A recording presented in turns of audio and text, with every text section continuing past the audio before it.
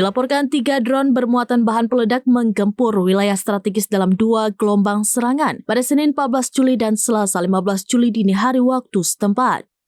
Drone canggih itu menghantam ladang minyak Kurmala yang terletak di Provinsi Arbil, wilayah semi-otonom Kurdistan, Irak. Kendati ledakan ini cukup dahsyat namun tidak mengakibatkan korban jiwa. Meski demikian, ledakan ini menimbulkan kerusakan material pada infrastruktur penting di kawasan energi tersebut. Serangan ini juga memicu kekhawatiran mengenai stabilitas di salah satu wilayah yang selama ini menjadi pusat eksplorasi minyak dan gas di Irak. Sebagai informasi, 1 drone terdeteksi jatuh di dekat Bandara Internasional Arbil pada Selasa 15 Juli dini hari. Lokasi bandara ini menjadi kawasan vital yang menampung pasukan Amerika Serikat dan aliansi internasional dalam misi pemberantasan terorisme dan pelatihan militer di wilayah tersebut. Hingga berita ini diturunkan, belum ada pihak yang mengaku bertanggung jawab terkait rentetan serangan tersebut. Informasi terkini, aparat keamanan Irak bersama pasukan keamanan regional Kurdistan tengah melakukan penyelidikan intensif terhadap sisa-sisa drone dan pola serangan yang terjadi.